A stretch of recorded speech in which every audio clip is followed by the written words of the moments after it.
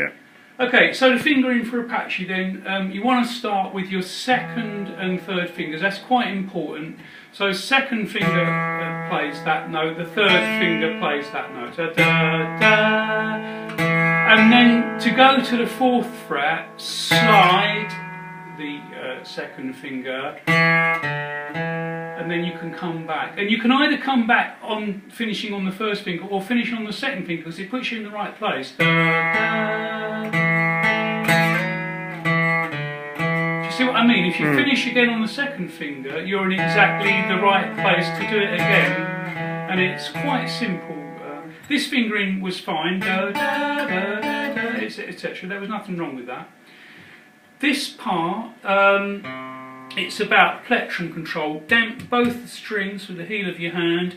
You must use your second and third fingers, and the rhythm is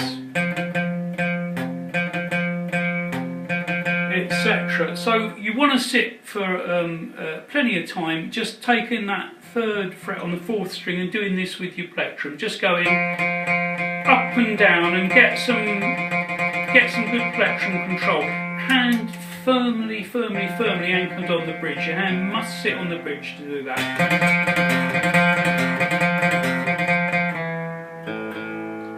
Etc. This part, the alternative fingering, you're playing it quite well, but the alternative fingering is this. So third finger, second finger, first finger off, first finger, third finger, slide the third finger, bring it back to the third fret again, and then back down. So that looks like da, da, da, da, da, da, which gives you a slightly better sound. The intro, you can do the same thing, and then you do this slide, da, da, fifth fret, third finger, third fret, first finger, fifth fret on the second fret, third finger again. The theory behind that, as you know from tuning the guitar, where you tune at the fifth fret, is that the note on the fifth fret there is the same as the string above. So when you play that, finishing on that top string, it's the same note if you're finishing on the fifth fret on the second string. Okay, this was the complicated little slide in the middle. Your third finger slides on the second string from the third to the fifth fret, and then you play the top string with your first finger. Right, so that movement is, and then you do exactly the same thing on frets number 8 and 6.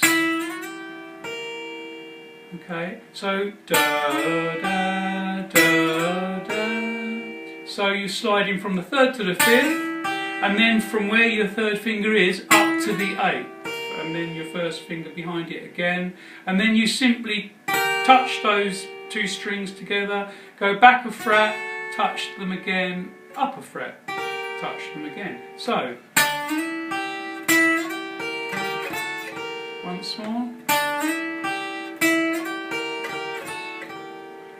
Okay, the run up the bottom string was fine, but be careful not to pull it out of tune. So it's best to come right over with one finger, make a nice clean arch, and just gently slide up.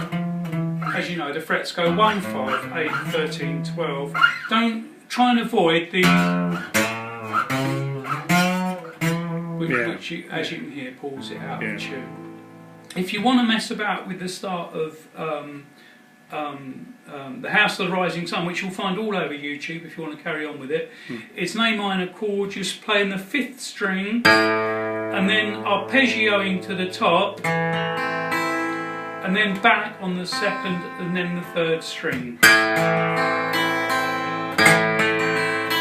And the rhythm, you know the rhythm, but it's 1, 2, 3, 4, 5, 6. 1, 2, 3, 4, 5, 6. Same thing on C. D, you start on the 4th string, play the top string twice. And then F, you do the same thing, 4th string and top string twice.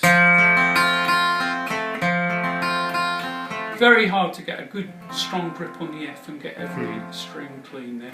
And just to finish off the scale of C again, worth playing to death this scale.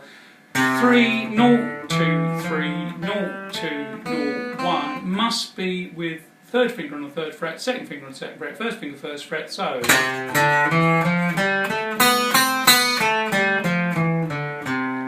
Up and down, over and over, there it is. Okay? Touch the red.